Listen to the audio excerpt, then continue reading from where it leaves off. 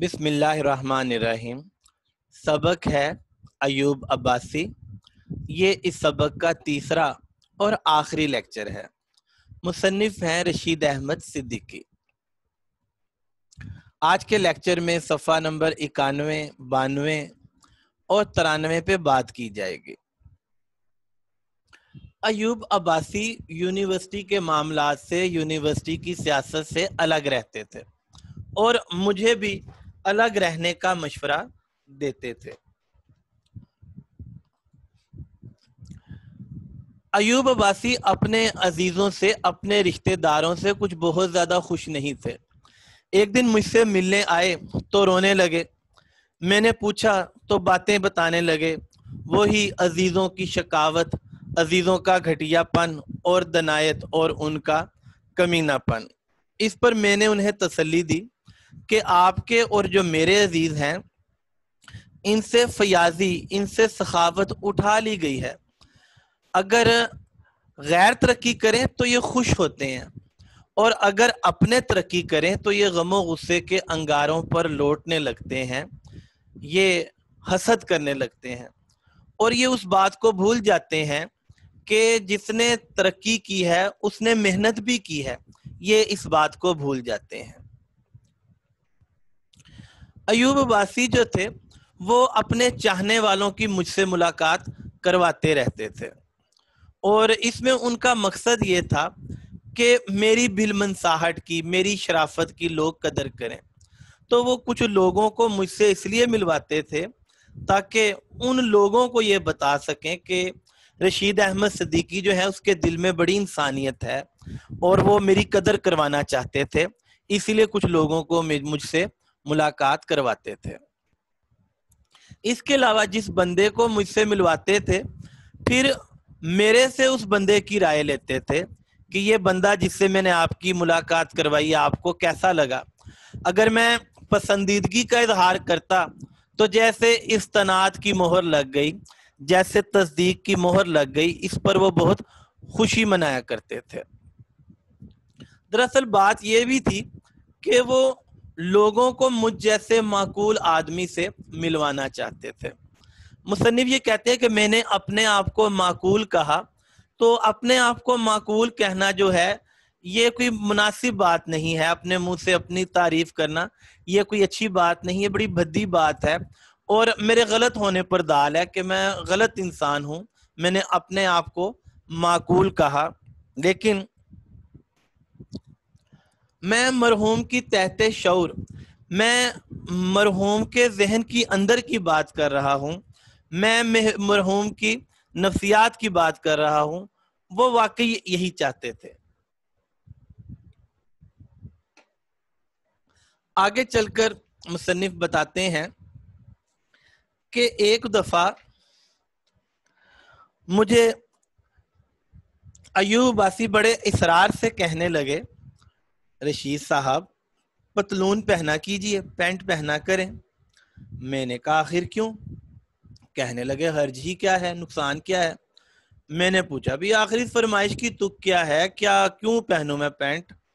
تو میرے ان کے ایک بے تکلف دوست بھی تھے، انہوں نے یہ رد و قدا سنی، انہوں نے یہ بحث سنی، تو میں نے انہیں بتایا کہ ایوب عباسی چاہتے ہیں کہ میں پتلون پہنوں، میں پینٹ پہنوں۔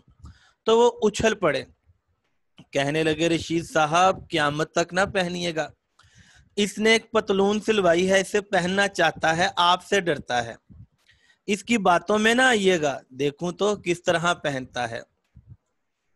ایوب عباسی جو ہے اس نے ایک پتلون سلوائی ہے، لیکن جب یہ پتلون پہنے گا تو آپ اس کا مذاق اڑائیں گے، لیکن اگر آپ خود بھی پتلون پہن لیں گے تو پھر یہ آپ سے کہیں گے کہ بھئی میں نے اگر پتلون پہنی ہے تو آپ بھی تو پہن لیتے ہیں نا، تو مجھے بھی پہننے دیجئے۔ تو اب آپ نہ پہنے تو پھر ہم اس کا مذاق اڑائیں گے، دیکھتے ہیں یہ کیسے پتلون پہنتا ہے۔ تو دوستوں میں ہلکا پھلکا مذاق چلتا رہتا ہے، تو مصنف نے ایک ایسا ہی واقعہ ہمیں یہاں پر بتایا۔ سردی کا روز تھا اور جو دوست تھے وہ سب ڈاکٹر عباد الرحمان کے ہاں بیٹھے تھے۔ ایوب مرحوم نے پھر کہا کہ سردی لگ رہی ہے، کسی نے توجہ نہ کی۔ تھوڑی دیر بعد پھر انہوں نے بڑے بے قرار ہو کر کہا بڑی سردی ہے رشید صاحب میں چلا۔ اس پر ڈاکٹر عباد نے کہا کہ تم نہ ٹھکانے سے کھاتے ہو نہ شریفوں کی طرح رہتے ہو، سردی کیوں نہ لگے؟ پھر اپنا وزنی گرم کوٹ لائے، مرحوم کو اچھی طرح اڑا دیا، چائے منگائی اور پلائی۔ اس کے بعد بھی مرحوم نے کہا رشید صاحب میں چلا۔ میں ان کے لہجے سے ان کے چہرے کو دیکھ کر چونکا۔ ہم سب نے انہیں اڑایا ڈھکایا، پھر ان کے مکان پر پہنچا آئے۔ صبح سے بخار نے زور پکڑا، لاکھ جتن کیے گئے، لاکھ کوشش کی گئی، لیکن ان کی کمزوری بڑھتی ہی گئی۔ 2-3 ہفتے میں سب کچھ ہو گیا۔ آخر سب نے یہی فیصلہ کیا کہ ایوب عباسی جو ہیں ان کا وقت آ پہنچا۔ شام کے قریب کا وقت تھا اور ایوب عباسی نزا کے عالم میں تھے، ان کی سانسیں اکھڑ رہی تھیں کہ ان کے جو مکان تھا اس کے باہر یونیورسٹی کے طلباء بھی تھے اور عمائدین یعنی امیر لوگوں کا ایک مجمع تھا، کیونکہ ایوب عباسی کا تعلق دونوں طرح کے لوگوں سے تھا، طالب علموں سے بھی اور امیر لوگوں سے بھی۔ لیکن اس کے ساتھ ہی ساتھ ایک اور ہجوم بھی تھا جو غریب لوگوں کا ہجوم تھا، جیسے بھنگی، بہشتی، جھاڑو لگانے والے، پانی بھرنے والے، چپڑاسی، نائی، باورچی، خان سامے، کھانا پکانے والے، خوانچے، ریڑے پہ سامان بیچنے والے اور کچھ ان کے بیوی بچے۔ یہ وہ ہجوم تھا کہ جو میں نے کسی مرنے والے کے دروازے پر جب وہ اس دنیا سے گزرنے والا ہو میں نے گزشتہ 25 سال میں نہیں دیکھا۔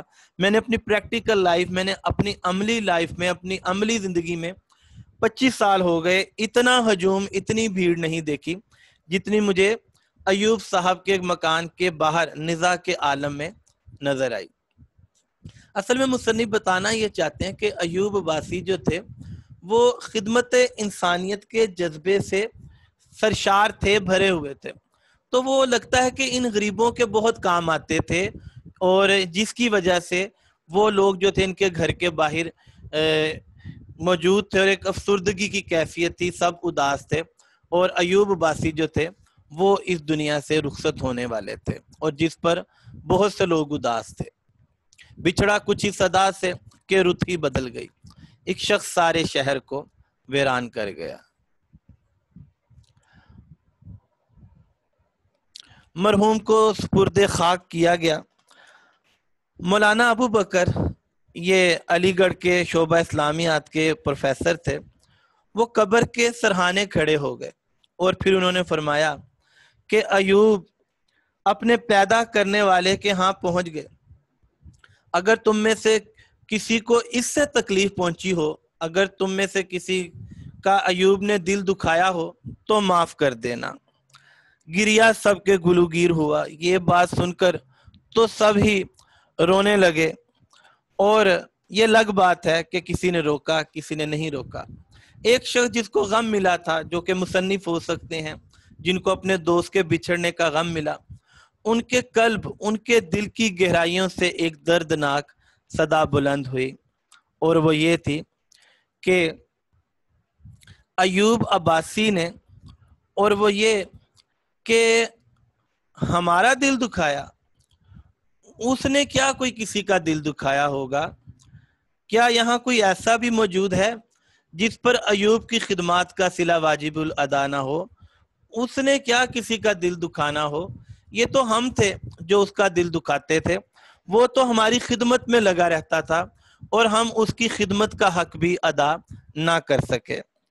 یہ آواز چونکہ دل سے نکلی تھی، لہذا اس آواز کو کسی کانوں نے نہیں سنا، لیکن اس آواز کو سب کے دلوں نے ضرور محسوس کیا۔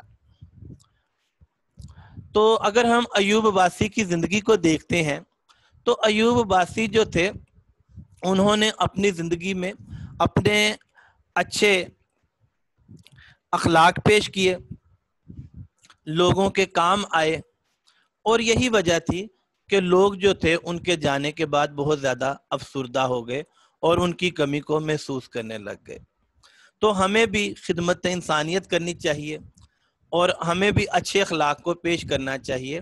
اس سے اللہ کی مخلوق بھی خوش ہوتی ہے اور اس سے اللہ بھی خوش ہوتا ہے۔ جیسا کہ ہمارے نبی صلی اللہ علیہ وآلہ وسلم نے فرمایا،